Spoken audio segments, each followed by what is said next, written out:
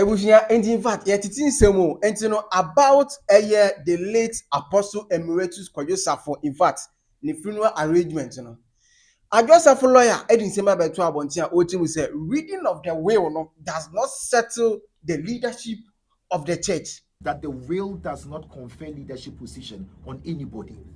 It means say we will not just say busiafo ekwa kan ye no will no enye accurate and now say be valid. Now ebusia the other end no so no Apostle Adwoa Safo. In fact now sorry ena afensu ebusia peni din Sema Beto Abontia omuchemu say we will no more kan ye no ati say yi Nana Akofna as the leadership of the church and afensu family no valid and afensu no omunya ye bi arrangement bia. Ampire okay can well no actually me who say and I could do Akofna.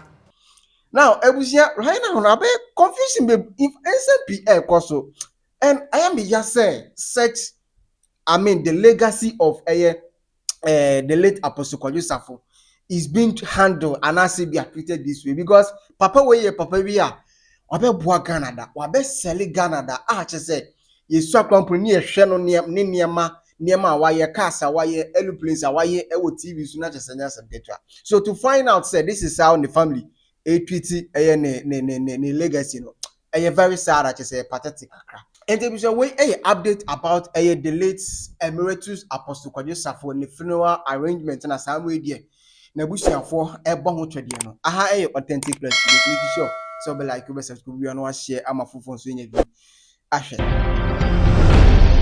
Eti ebuso be kai sendra e na me be ka kire mo say Honorable Sarah Adwoa Safo edit the final arrangement of ne papa the late Apostle Adwoa Safo dia beto abontia ochemu say the 30th of July and that is a year no amobeye intino edrobia enka dem or no police service to give us the protection. You throughout to all the security agencies that you cry your papa that way. In Pennyfo and one betu ya free phone so Adwoa we got the invitation. What is happening? Is it coming on? Ma confirmia ma penny dia. The Speaker of Parliament, the flag bearer of the NPP, the Chief of Staff of Ghana, the former Chief of Staff, the former Leader of Parliament, the Leader of Parliament. Me day obia isenye hunkro bona woni ebusiafo 3 biti ufi hona mo bon. Papa no wabebo bra. So na ya mosemo be yiye we abegu manimu ase na Adwoa ka say enie matime hu madane amamu makoye bibi trokan dia papa baby oba me bobra kodu ye no I'm willing to give in a visiting barrier na no krampon mo be kai say Sarah Adwoa Safo no ankasa ni nua be ma na Akofna so be ba abonte be ka say in fact omumfa ayi no nhihye bia beto abonten e na afensu no omumfa date bia beto abonten say eda we say na cheso mo be ye ayi no ya ehia yam penchen bia se be koso abontene olu be kan we ntino mabusua aya asante kotokwa abusua ni nyina ye de hold abato ayi ne bibia ekoso nti so far 30th na eda abontene a ebinumu bohu dero no nya de ebeba so emumu no ye nyina yetie omo ano mo ka say yenti papa last will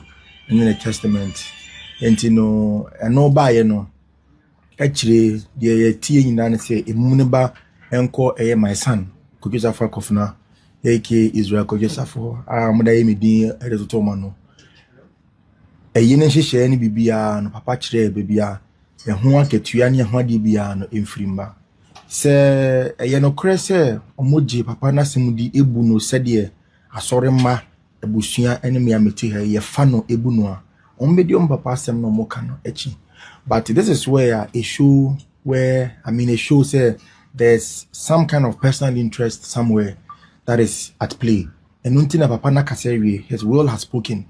Now ebusia the recent update about this particular issue and say Honorable Sarah Adwoa Safo lawyer friend lawyer Kwame Akufu Ediseba Beto Abontia Ochemu say look first of all no opeso clear some enema bia ekoso ewa Abontia or kase. In fact reading of the will no doesn't settle the matter na say bia the leadership of the church say Ochemu will no mo kan ye no kwampo in other sense no enye accurate. My name is Kwame Ekufu. I'm a lawyer for the very Honorable Adwoa Safo. I've called this meeting today to bring up for attention and clarification certain pertinent matters that have littered the airwaves since matters concerning her father's estate as well as leadership of the church arose. Ever since yesterday afternoon or in the morning for that matter, there's been this constant mundane refrain that the reading of the will has settled the issue of the leadership of the church. It's important for you to understand that when the information concerning a matter is not accurate or precise, and determinations are made upon it by certain sections of the society, the conclusions are defective. I have the instructions of my clients to clarify these matters. Now, the reading of a will in itself does not settle the leadership position, because the very great Christo as a formation operates on the basis of constitutional process. That constitutional process is not anchored on a will which is yet to be admitted to probate. Those are the matters that I take out of, I am convenient to state at the beginning. But most importantly, let this go to every nook and cranny of the Republic. There is no part of the will which anointed any individual as the next leader of the church. As I keep on saying, members of the community of reading, members of the community which reads, or the community of reading men, will not allow things which are not proper to be put out there. Those who have read the will, especially clause 27, will have noticed that it speaks that a male biological child being an heir or being capable to ascend to the leadership. Even Crampon say, Shem Crampon say, Ghana for Benya Botre, Ashen Sim Numu Crampona. So we will now, Omoko Kan Yeno, we will be at to say, na a check. Now there was a time Crampono, Papa Nankasa Crampono. In fact, or Jesus position as a leader of the church, and I see the penny from Nana Akofanansem. Ain't you know how we will Crampono a year before and Sacrampona Papa knew that the will does not confer leadership position on anybody. It speaks to a pool of people, but there's a point to be made there. This will was dated and signed before the amendment of the Constitution. At the time that the will was written, Akofena was clearly a man who sat in the bowels of the man's heart. Subsequently, Akofena was designated as the next successor of the gentleman upon his passing. It was the same gentleman who initiated a repeal of that constitutional provision, and Akofena was removed as designated leader. So by the time his father was dying, Akofena was not the designated leader of the church.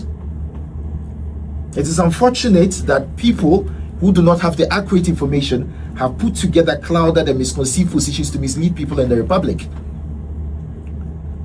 Constitutionally, the Constitution had disowned Akofena as at the time of his father's death. He had been removed from Crown Prince position. Let us ask ourselves, even at a can custom, if a man is made the next successor, and that man is removed by the people, will that man be eligible, tidy, clean, and proper to ascend the stool upon the death of the chief? These are questions which require competing thinking and not misinformation. Right. In fact, in lawyer no church in SMP, eno era say Christa Safo Abusuano edin se me beto abontia omo ye press conference edin se me to abontia omo chemu say we will know omoko kan ye no. In fact, accurate and afensu no we will know Nana Akofena as leader of the church and afensu no Christa Safo penny so no and say we will know according to the late Apostle Kojo Safo no ono and say onye na yi ono and say on take over everything from there. Media for Mopaa Hayena as any woman to Yamena. I saw him paying for any other four Omodo Christo Asafo. Yena Muna mote the Hoko so. Ye say, Ama Ikabum Mapa Aba and Sunny at Yakra Yakura Echi. Ye Pimusubia and Kosiaga. Traditionally, that's why I was here could be a call. On my paying for I was your woman in Biaso, your call. There's so your Kabia and Kosiaga. After the Kosi and say, Jamaica lawyers and call. Now I'm walking kind, well, near creative panel at Pedia Ope. Now, where you are so honorable, Sarah, at Josapo, and the DNA, and my side, the Basso.